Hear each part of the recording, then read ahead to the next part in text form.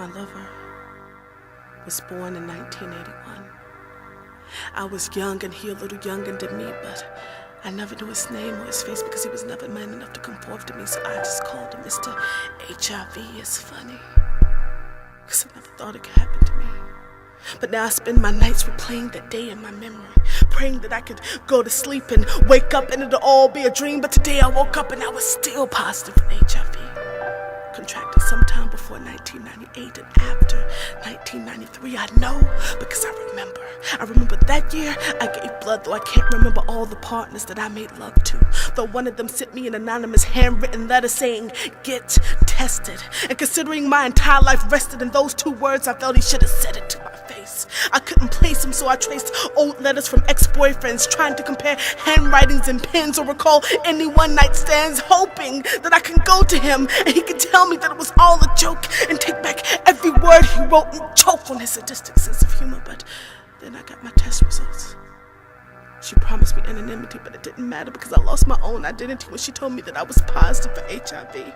And the only words I could make out was that, "You're wrong, because God has another plan for me." And I wanted to scream, but by then I had forgotten how to speak. And I probably would have ran away, but my legs and my knees were too weak, so that seat became my capital punishment, my execution chair, as if Mr. HIV's lethal injection wasn't hard enough to bear. I had to hear about all of my treatment options, support groups, and don't forget to tell your partners to get tested. That first year was the longest. Everything on TV seemed to remind me that I was a statistic Trojan man. Had new mystic colors. Every other channel had lovers or advertised new natural, sensitive rubbers. BET's PSA announcement: 66% of women infected with HIV are African Americans. HIV is the largest killer among African Americans aged 25 to 44, and I just added one more to the 42 billion infected with HIV on this planet. Damn it!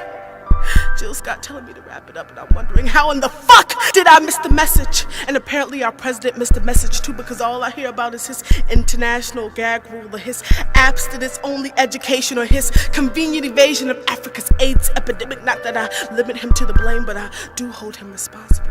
Just like I hold all the apathetic politicians responsible, and I hold the media responsible, and I hold society responsible, so that when my body is limp and cold, the cause of death on my autopsy reads complacency and the lack of decency and respect that somebody was never man enough to give me. So now I feel the need to deliver a message. Scare the fuck out of America. Send everybody an anonymous handwritten letter saying, "Get tested and get educated and use protection before it's too late.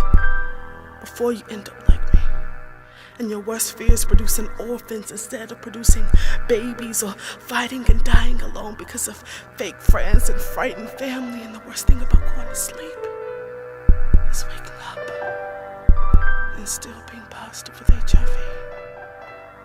It's been 7 years since my fears were born, and my tears are still just as heavy. But I used to cry because I was living to learn how to die. But today I'm dying to learn how to live just long enough to give the world my message.